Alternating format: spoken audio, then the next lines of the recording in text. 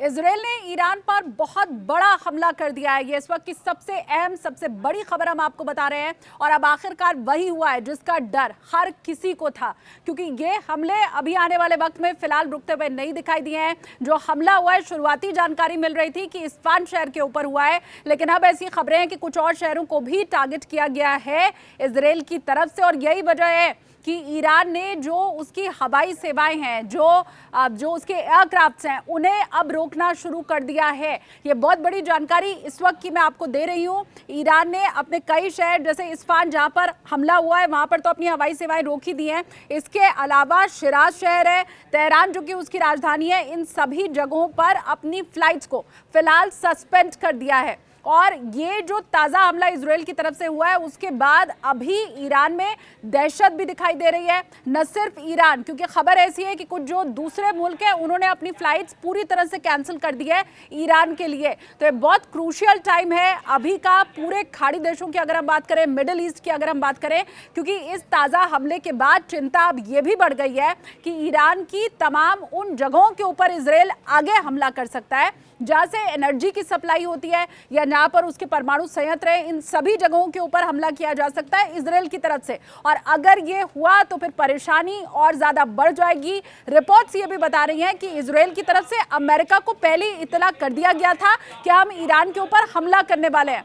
ऐसी खबरें मिल रही हैं कि पहले इजराइल ये बता चुका था कि अगले 24 से 48 घंटे के अंदर ईरान पर हम हमला करेंगे।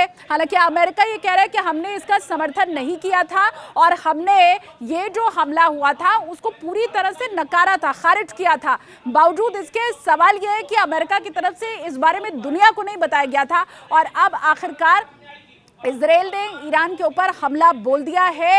ये हमला क्या अभी और बढ़ने वाला है आने वाले समय में, यह भी एक बड़ा सवाल खड़ा हुआ है, क्योंकि ईरान ने ये जता दिया है कि अगला हमला उसकी तरफ से होगा, इजराइल के ऊपर होगा और जरूर होगा। ये भी ईरान ने कह दिया है। देखिए, सबसे पहले 1 तारीख को हमला किया गया था इजराइल की तरफ से, जो ईरान का दमिश्क में दूतावास था वहां पर। बस उसी के बाद फिर ईरान बौखला गया था। हालांकि वो जो वक्त था वो रमजान का महीना था और इसीलिए खबरें मिल रही थी कि रमजान का महीना जैसे ही खत्म होगा, ईद के बाद ईरान इजराइल के ऊपर हमला करेगा। और हुआ भी वही।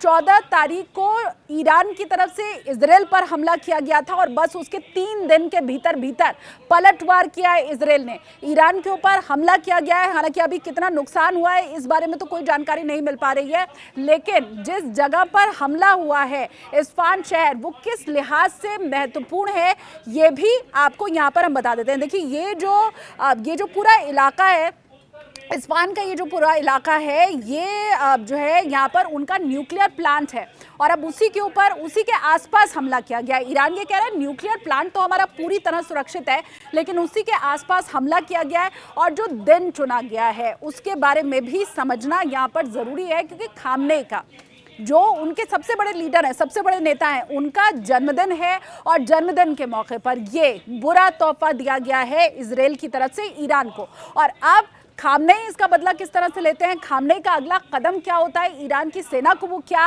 अगला टारगेट देते हैं और कैसे इसका पलटवार ईरान करेगा, यही अभी बड़ा सवाल है। लेकिन इतना ज़रूर है कि ये जो वॉर छिड़ चुका है दोनों देशों के बीच में, वो अभी नहीं रुकने वाला है।